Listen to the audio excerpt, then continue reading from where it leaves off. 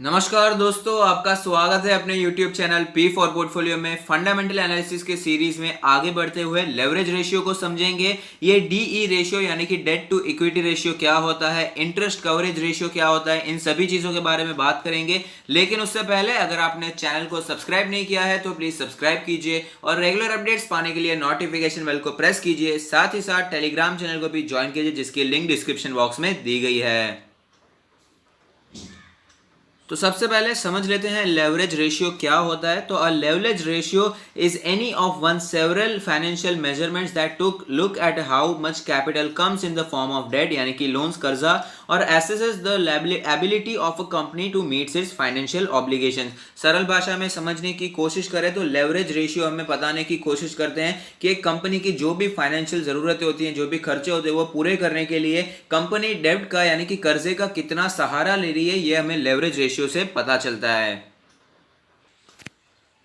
Date to equity ratio एक type का leverage ratio ही है। तो डेट टू इक्विटी रेशियो क्या है वो भी समझ लेते हैं। The debt to equity ratio is a financial ratio indicating the relative proportion of shareholders equity and debt used to finance the company's assets closely related to leveraging. The ratio is also known as risk, gearing और leverage. तो यहाँ पर सरल भाषा में समझने की कोशिश करें तो शेयर होल्डर्स इक्विटी के मुकाबले कितना डेब्ट है ये समझने का जो रेशियो होता है उसे ही कहा जाता है डेट टू इक्विटी रेशियो। इसका फॉर्मूला भी काफी ज्यादा सिंपल है। डेट टू इक्विटी रेशियो का फॉर्मूला है date divided by equity. Equity यहाँ पर शेयर होल्डर्स इक्विटी यानी कि शेयर कैपिटल, और साथ ही साथ कंपनी के पास जो भी कैश है, जो भी रिजर्व्स है, सब कुछ इक्विटी में यहाँ पर ऐड किया जाता है। तो डेट डिवाइडेड बाय इक्विटी जब किया जाएगा तो उसे ही कहा जाएगा debt to equity ratio. Debt to equity ratio से हमें पता चलता है कि कंपनी पर कितना डेब्ट है in proportion to shareholders equity, और साथ ही साथ हमें यह भी पता चलता है कि कोई एक्सपांशन का प्लान हो या ऑपरेटिंग एक्सपेंसेस हो, जो भी कंपनी के खर्चे हो, वो सब चलाने के लिए कंपनी कितना निर्भर करती है कर्जे पर, यह भी हमें डेट टू इक्विटी रेशियो से पता चलता है। तो कौन सा डेट टू इक्विटी रेशियो अच्छा माना जाता है उसके बारे में भी बात कर लेते हैं।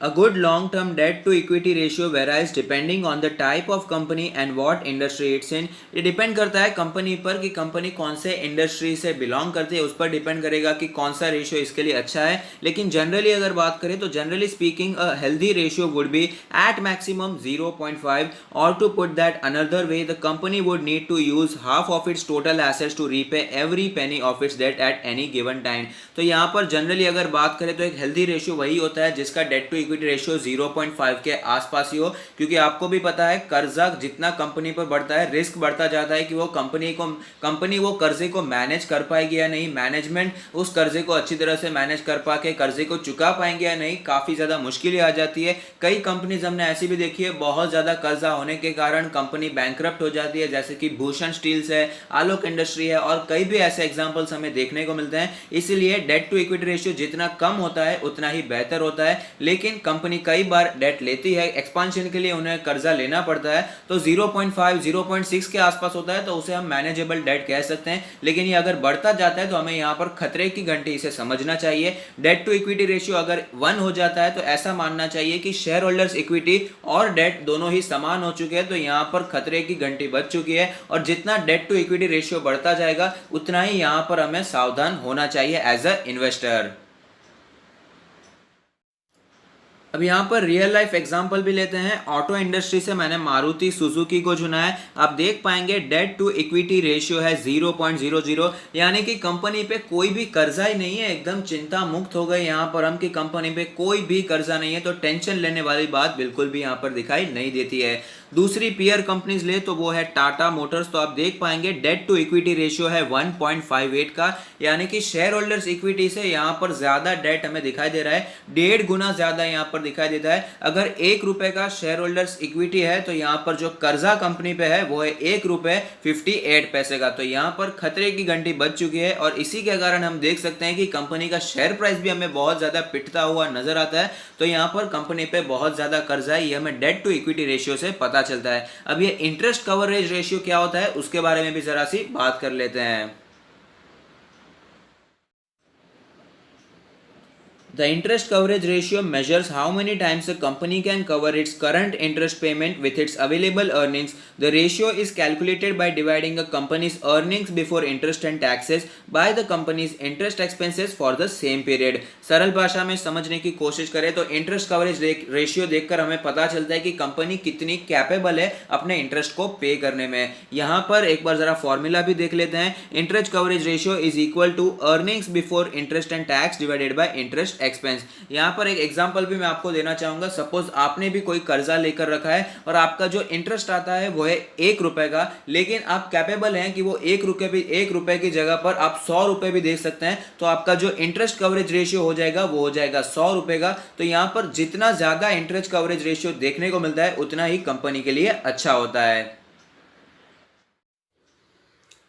रियल लाइफ एग्जांपल लेते हैं। मारुति सुजुकी का इंटरेस्ट कवरेज रेशियो है 53.04, यानी कि सपोज अगर मारुति सुजुकी को इंटरेस्ट एक्सपेंस है 1 रुपीज़ का, लेकिन कंपनी इतनी केपेबल है कि वो 53 रुपीज़ एज ए इंटरेस्ट चुका सकती है, तो ये नंबर जितना ज़्यादा हो उतना ही अच्छा होता है।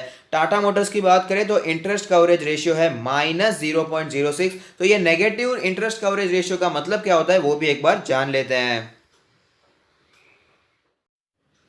If a company is loss making, we still calculate this ratio, the figure will therefore be negative। जैसे कि हमने देखा इंटरेस्ट कवरेज रेशियो का जो फॉर्मूला है वो ये है कि earning before interest and tax divided bye tax expense. और यहाँ पर आपको भी पता है और मुझे भी पता है कि टाटा मोटर्स एक लॉस मेकिंग कंपनी है, तो ऑफकोर्स यहाँ पर जो रेशियो निकल कर आएगा वो भी नेगेटिव आएगा। लेकिन उसका मतलब ये नहीं है कि टाटा मोटर्स इंटरेस्ट नहीं चुकाती। तो कैसे चुकाती है इंटरेस्ट? तो अपने कैश के द्वारा। कंपनी के पास जो पहले से कैश रखा होता है, जो रिजर्व्स होते हैं, उसके द्वारा उसे इंटरेस्ट चुकाना पड़ता है। When the interest coverage ratio is smaller than 1, the company is not generating enough profit from its operation to meet its interest obligations।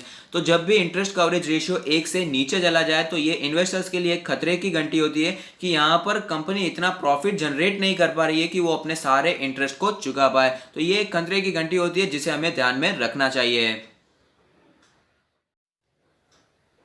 तो हम समझ चुके हैं कि डेट टू इक्विटी रेशियो जितना कम होता है उतना ही अच्छा होता है, और इंटरेस्ट कवरेज रेशियो जितना ऊंचा होता है यानी कि जितना ज्यादा होता है उतना ही अच्छा होता है। तो आई होप मैं आपको ये दोनों टर्म्स इजी भाषा में समझा पाया हूंगा। और अगर आपको ये वीडियो पसंद आता है तो लाइक कीजिए, शेयर कीजिए, कमेंट कीजिए, सब्सक्राइब कीजिए और मुझे मोटिवेट कीजिए। Thank you. Stay happy, happy investing.